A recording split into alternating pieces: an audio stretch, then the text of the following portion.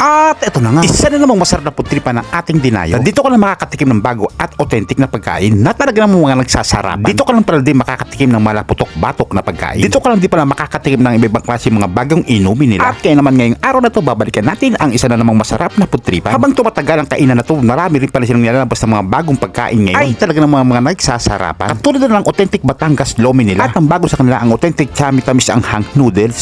Lomi Batangas po. Anong tawag niya sa ako mo, sir? Tamis ang sir. Yun. Ito yung authentic Batangas lomi nila na pinuno at hindi tinipid sa dami ng toppings. May 3 pirasong Shanghai, may chicken liver, sinamahan pa ng masarap nilang kikiam, at may kasama rin pala diyang chicken skin. Ay dahil nga sa laki ng serving nito, talagang pang sharing na talaga. Na dito mo lang talaga matitikman sa kanila. Ay dahil sila naman talaga nagtitid ng masarap at legit na Batangas lomi. Ay dahil nga mismo nagluluto nito at mismong chef nga nito ay galing pa talagang Batangas. At kaya naman alam niyang paano lutuin ang isang masarap na Batangas lomi. At kaya naman pinagmamalaki nila sa atin ang masarap ng Batangas lomi. Ito pa yung isang bago sa kanila. Inspired nga to from Quezon Province. Ang masarap na chami tamis ang na sila pa lang ang meron at dito mo lang talaga matitikman sa kanila. At pwede mo talagang ma-enjoy sa kanila. Ito pa yung meron sa kanila at ang bagong masarap nilang okoy vegetable. Ayan ang tawag dyan. Vegetable okoy. Ayun yung kasama sa bago ngayon? Vegetarian. Oh, Ayun. Too much healthy. Sa itsura pa lang ng vegetable okay na talagang matatakam ka na at magugustuhan mo ang lasa nito. Oh. Let's go.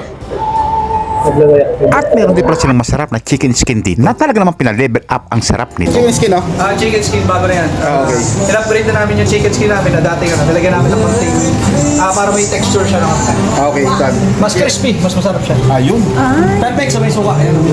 At kung nakakasim ka naman sa mangga ay meron din sila dito. Pero pamanggan na rin dito, Pangkaya na, ah. oh. May kasama ng bagoong. Oo, pero, Parang nasa Pilipinas lang, ah. pero. Gusto mo malaman masarap? Ma'am, dapatin mo. Ayun, daputin mo raw. Kagatin mo. Yan, tikman mo siya. Diba? Tikman natin. Yan, oh.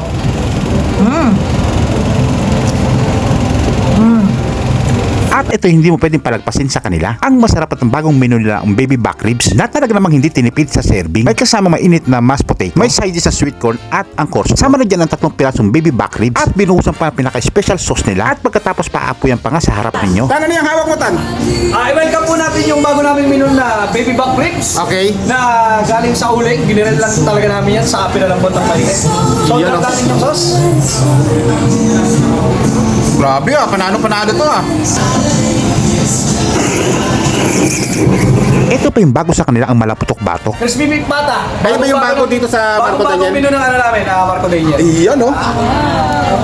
There you go, enjoy po. Grabe, ah. Mala dinosaur ang laki nga nito. Ang kanilang crispy beef pat at hindi rin pala magpapahuli ang mga bagong inumin nila.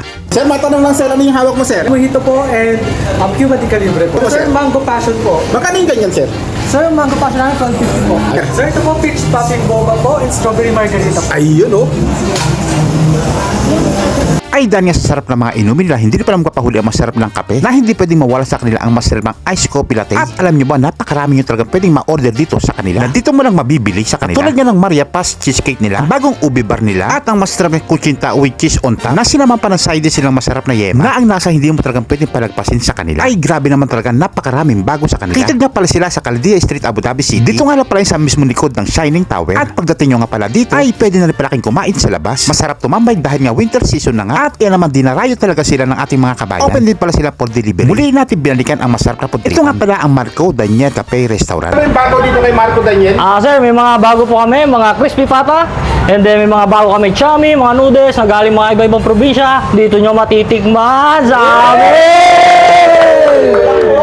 Ito lang po. Yung iba pa nitong bago, yung mga katulad ng drinks. Sir. May mga mojito po kami, passion fruit, mga mango, mas marami pa pong iba. Dito lang po makikita sa MD.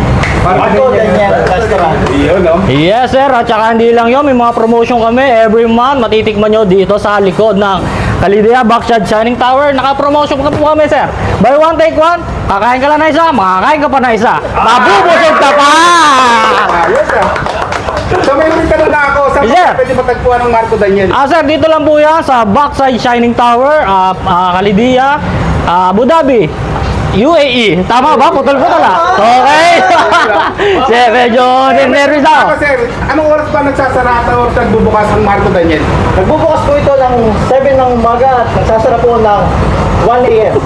Yun. Thank you sa inyo. Thank you, sir. Thank you. Enjoy. Wala na intro. Come here na. Guys, ngayong araw na padayo ulit tayo at binalikan natin yung masarap na pagtripan dito kay Marco Daniel. Bali sa likod lang sila mismo ng Shining Tower, dito sila sa mismo Calidia, at likod lang din sila ng Sapa Express. So guys, ngayon tikman naman natin dito yung masarap nilang Batangas Lomi. Na dito lang kay Marco Daniel yung makukuha at matitikman. Ganito raw yung pagka Batangas Lomi, talalagyan mo rin ng toyo para templado lalo siya. Let's go.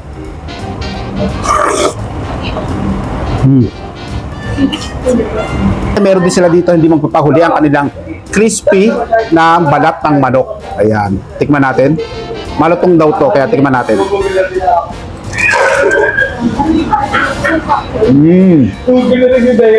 Sarap. Panalo. Gusto nyo naman ng mga okoy, meron sila dito na vegetable okoy na talaga namang maganda sa katawan. Siyempre, hindi mawala dito sa okoy yung pinakasuka. Tikman natin.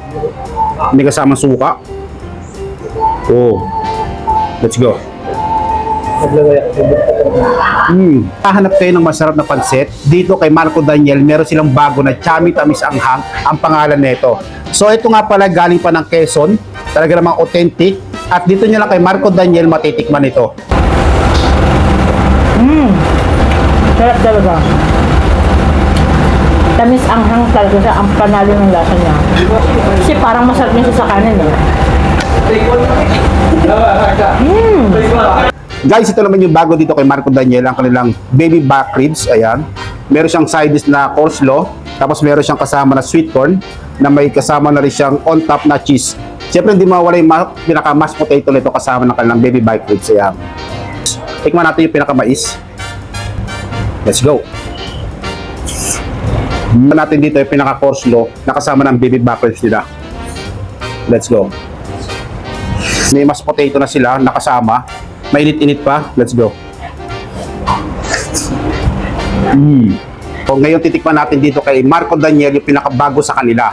Ngayon nakikita nyo sa harapan ko ang mala dinosaur ng kanilang crispy pata, pero ito ay beef po. Ito ay halal. Pwede po sa ating mga kapatid na Muslim. Tulad nitong hawak ko. Ayan. Guys, ito yung makukuha nyo kay Marco Daniel. Ganito kalaki na crispy pata. Pure beef siya, tagang halal. 22 dirhams lang at may kasama na siyang 2 pirasong rice. So ngayon tikman na natin dito. Nagtipak lang ako din sa mismong crispy pata nila na beef. Sausaw muna natin dito. Kuha tayo ng sibuyas. You know. Let's go, Marco Daniel. So yun nga guys, yung crispy pata nila malutong. Saka laking bagong luto kapag hinahain sa inyo to. Panalo to, perfecto sa kanila. At kaya naman hanggang dito na lang ay siya tapos na.